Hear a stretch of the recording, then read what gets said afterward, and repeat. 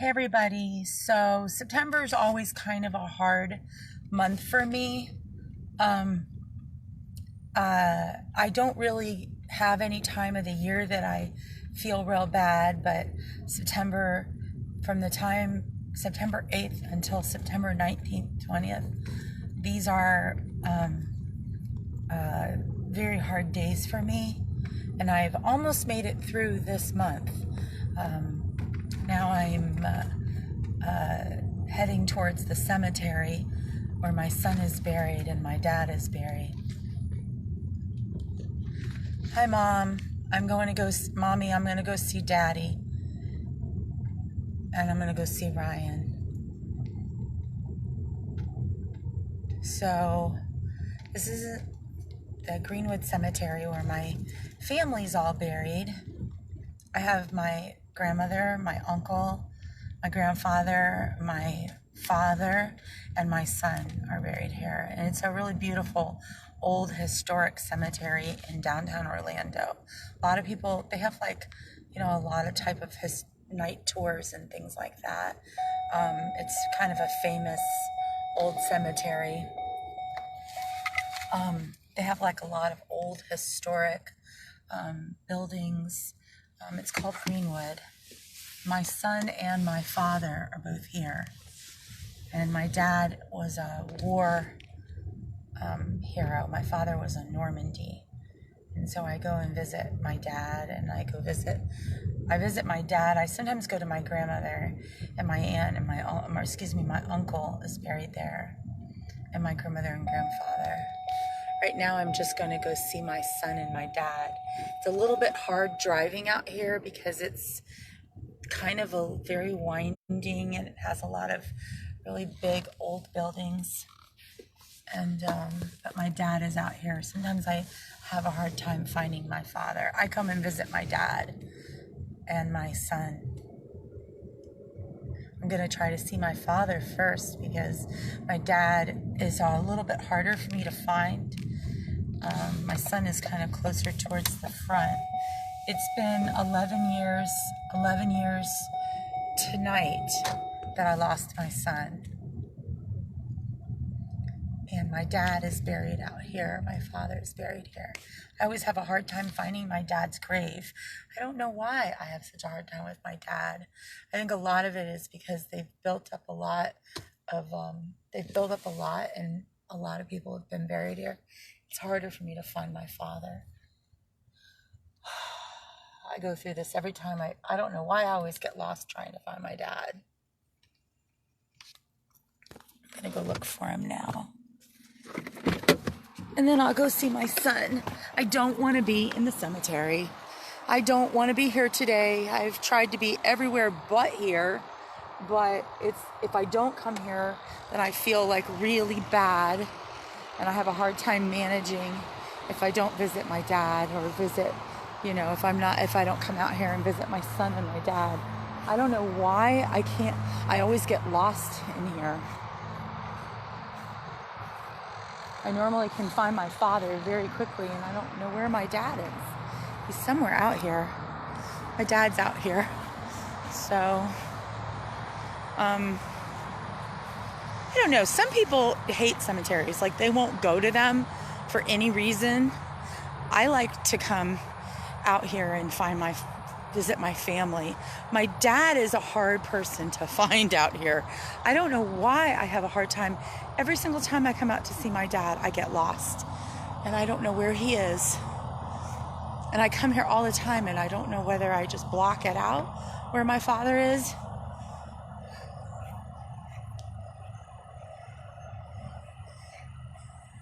My dad's closer to the he's closer to the street. Oh my God, Mommy, I don't know where Daddy is. I don't know where my dad is.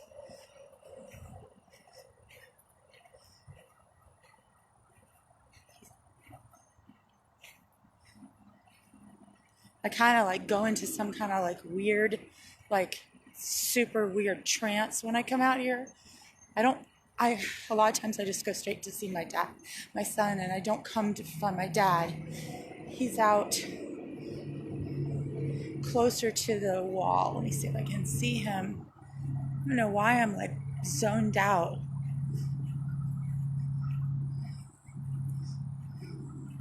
I think he's on the other side of this. So I'm in the cemetery. I come out here all the time to come see my son. My dad is out here too. My dad died in 2013. And he was in the military. My dad was in Normandy. You know, like the war. He was in World War II. Like, you know, where they have Saving Private Ryan. If you've ever seen that movie. My father was a soldier during that period of time. He was in World War II. And my dad was a really loving, generous person that always loved people from other countries. He liked to travel with my mom. They went everywhere. He got my mother to go to Morocco, actually. That was one of the first times she had been there. I think he's on the other side. I'm going to try to drive. I'm like sinking into the ground. I don't really have a meltdown when I don't really melt down when I see my dad. I melt down when I see my son, when I go out to there, because every year I kind of, on his birthday, which is September the 8th, I go and ironically, it's my dad's birthday today. My father's birthday and the day that my son died were the same day. And so it's a lot of times I'll go out and get flowers for my dad.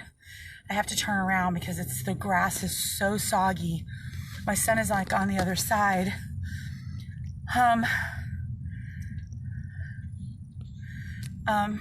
So my dad was kind of an interesting person. A lot of people are always surprised when they meet me and they're like, why are you so open to other cultures?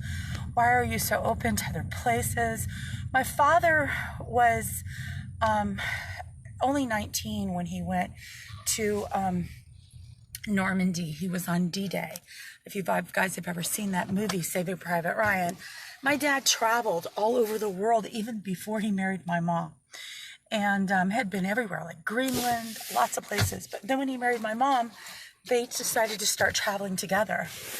And when I was little, they took me and my brother every year to Europe, every summer. And there was a lot of things about my dad that I really didn't know, about his family, about his mother. I didn't find out stuff till much, much later. And some of the stuff that I found out after my dad died, about his mom and, you know, her background. And I knew a lot about my dad's family, but I didn't know very much about my dad's mother's family. My dad's mother was French. And the more that you know about how much I do for Algerians and like doing stuff for North Africans, you'd be very surprised about my father's family. She was a member of French aristocracy, if you can believe that. And in a family like they were like in the French military and stuff, which I was just like really shocked to find out some of this stuff. I go through like a nightmare always trying to navigate the cemetery when I go to see my dad, and I just get completely confused as to where his grave is. I'm gonna have to like literally come back and start heading back through here to find my father. It just drives me crazy because he's so far out. Wondering if that's my dad there. I think it's my dad. I think that's my father. I found my father. I wasn't even in the right section. I was like in a completely wrong section. And I don't know why. There's my dad. Hold on. I found him. So my dad, a lot of people have never met anybody that was on D-Day or Normandy. But my father was, he had a Purple Heart. And he was actually, if you ever watched the movie Saving Private Ryan, that was kind of the story of my father.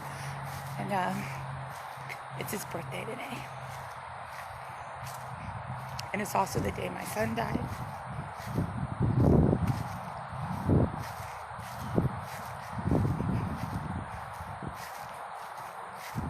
I am the most sentimental person.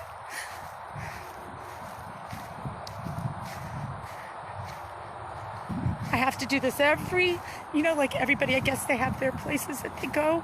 Like they just have to visit. They have to go to cemeteries. This is where I go. This is my dad. So this is my father. He was on Normandy, Omaha Beach. And I have to come out here and scrub his grave because they get the granite, especially like the granite gets really dirty here. And I remembered I ordered his tombstone. I ordered his stone for him. See, September 19th, 1925. It was my dad. So, a lot of you that are my friends know that about 3 weeks ago, I started on depression meds. I kind of like was doing everything but dealing with, losing my son.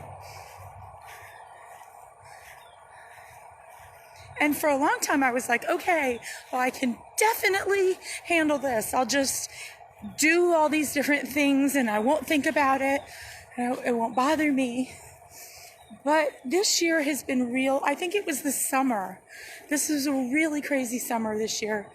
This summer was like my summer of everything just coming out. You know what I mean? Because I have a lot of health issues. Some of you guys know that. Some of you don't. I have congestive heart failure and lupus. And I've lost a tremendous amount of weight. And I'm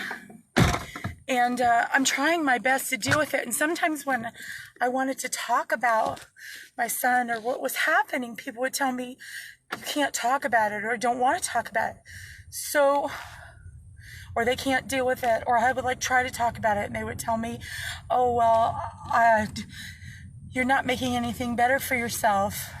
And I think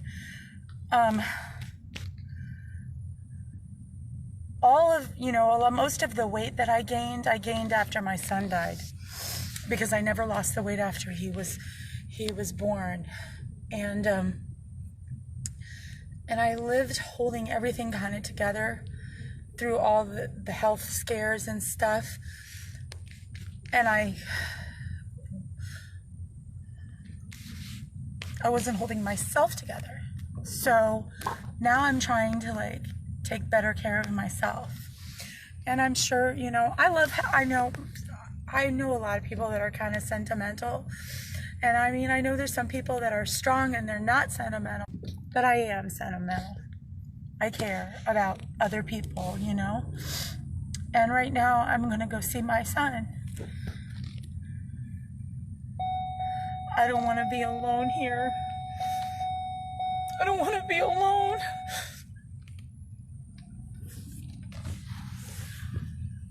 I don't want to be alone.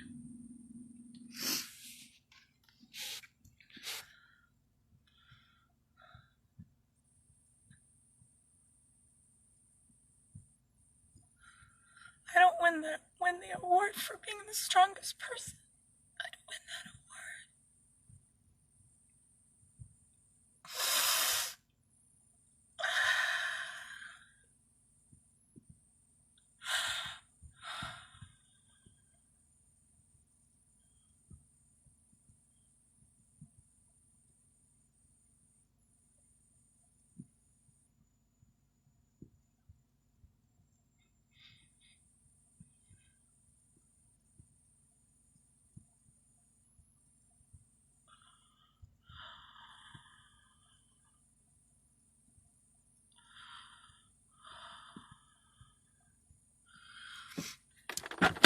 I just wish he was alive so I could see him. There he is.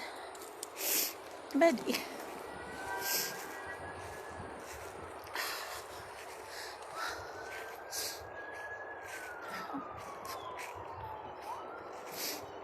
He has a little, I don't know what this thing is. It's like a weird flower thing. I guess it was stuck there. And none of the wetters or anything is working to try to fix it. it was weird because like when he died, I asked them to put like a slate on top of him, you know, like in America they don't do that. They don't do like a slate, like if you look at the other graves, they don't have that. But on his grave I put like an extra piece of granite on his grave, and I need to come back out and scrub it, you know, and clean it.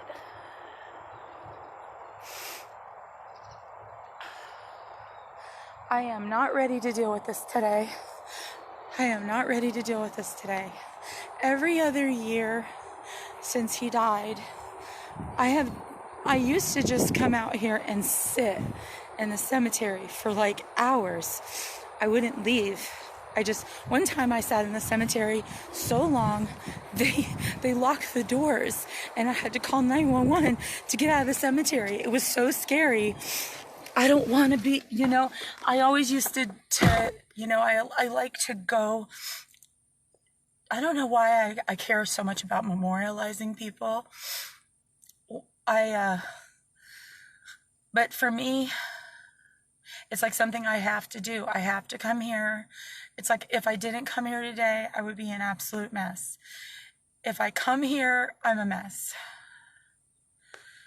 And I think the hardest part for me was after he died, a bunch of stuff happened to my health. That's when I got sick for the first time in 2010.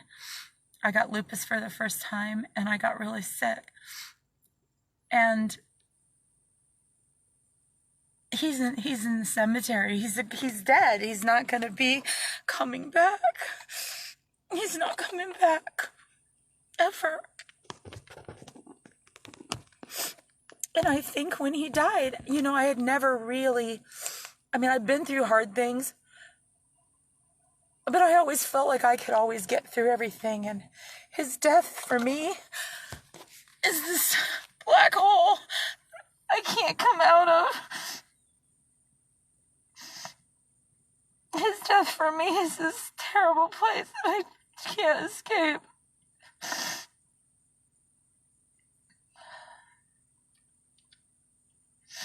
And I have to talk about it, because if I don't talk about it, I just sit in my house or I sit here and I cry by myself.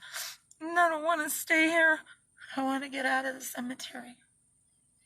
So I'm going to leave in a few minutes, but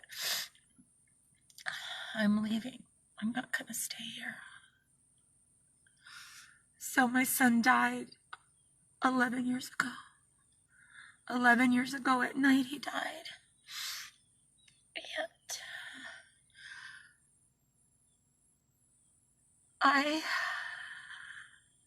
I thought I had been through things in my life, but I never went through anything like losing him.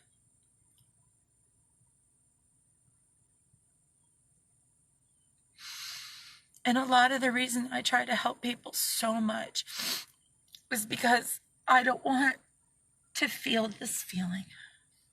I want out. I want out of here. I wish I could tell you that I was a strong person. I wish I could tell you that I had it together, but I really don't. No, Fuzzy, I'm not. I'm not okay. I'll be okay. I'll go do something and try to get out of here. But it's his death day, you know? And it's my son's day that he died, Sam. My little boy, Mehdi, died today. He died today.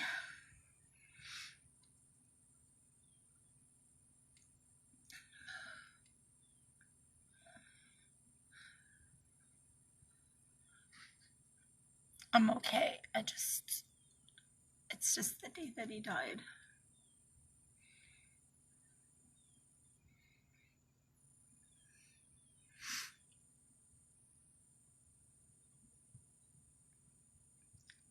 And it's okay. It's okay. I always talk about him. I always talk to my Algerian friends about him, and I talk about, like, things. Yeah, it's okay. I don't have to be like this. I don't have to be sad. I can get out of here and go. I know, Sam. I am. I just get a little crazy. I get a little crazy September 19th every year. And then when the day passes, then by September 20th, I start to get my shit together. But right now, I'm not together. I just don't like being here by myself. Thanks, Julie. I don't like being here by myself.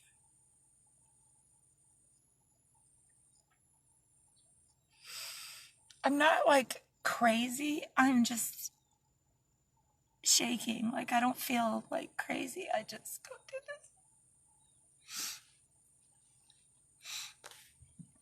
This is a little, like a little tiny area called Babyland. It's all babies, and little children are buried here. It's like a little section for babies and little kids. And are they gonna bury somebody next to my son? My son's Mehdi. Yeah, that's my son. Oh, they're gonna put a headstone for them? Okay. That's my son. Yeah. Oh, see, he's gonna have somebody next to him.